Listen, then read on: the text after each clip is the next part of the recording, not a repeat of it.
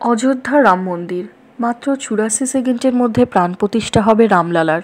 জ্যোতিষ গণনা অনুযায়ী ২২শে জানুয়ারিতে শুভ নক্ষত্র, শুভ যোগ ও গ্রহের উপস্থিতিতে শুভক্ষণে রামলালার প্রাণ প্রতিষ্ঠা হবে।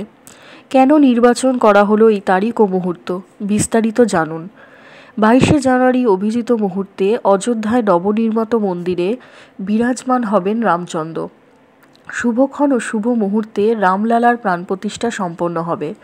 শাস্ত্রমতে রামের জন্য ১০ দিক ও সমস্ত সময় শুভ। রামলালার প্রাণ প্রতিষ্ঠার জন্য মাত্র ৮৪ সেকেন্ড সময় রয়েছে। এছাড়াও যেদিনে প্রাণ প্রতিষ্ঠা হচ্ছে সেদিন একাধিক শুভযোগ ও লগ্ন বর্তমান থাকবে। উল্লেখ্য ১৬ই জানুয়ারি থেকে রাম মন্দির প্রাণ প্রতিষ্ঠার উৎসব শুরু হবে। এদিন রামলালার মূর্তিকে নগর ভ্রমণ নিয়ে যাওয়া হবে।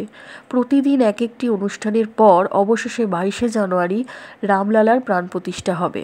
এই শুভক্ষণ ও মুহূর্তের বিশেষত্ব সম্পর্কে এখানে আলোচনা করা হলো। রামলালার প্রাণ প্রতিষ্ঠার শুভক্ষণের বিশেষত্ব: ২২শে জানুয়ারি সোমবার মৃগশিরা নক্ষত্রে রামলালার প্রাণ প্রতিষ্ঠা হবে। সোমবার মৃগশিরা নক্ষত্রে শুভ সংযোগ থাকবে। আবার যে কোনো শুভ কাজের জন্য লগ্নের বিশেষ মাহাত্ম্য রয়েছে। রামলালার বিরাজমানের সময় চররাশির লগ্ন মেষ পূর্ব আকাশে উদিত হবে। উল্লেখ্য, যে কোনো কাজ যাতে ভালোভাবে দীর্ঘদিন ধরে চলে তার জন্য স্থির রাশির লগ্নকেই শ্রেষ্ঠ মনে করা হয়।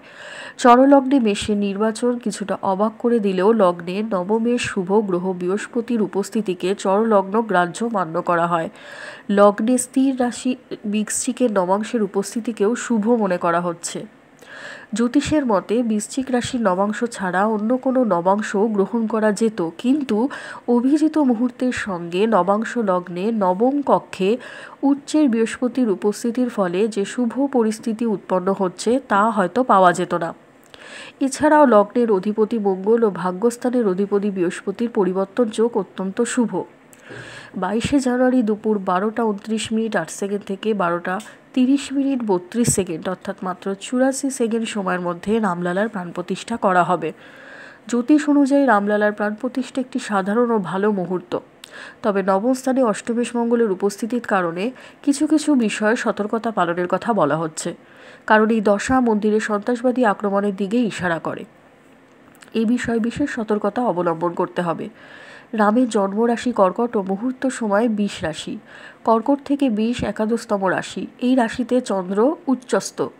উচ্চের চন্দ্রের রামলালার রাশি কর্কটে উপচয় স্থানে অবস্থান করা অত্যন্ত শুভ।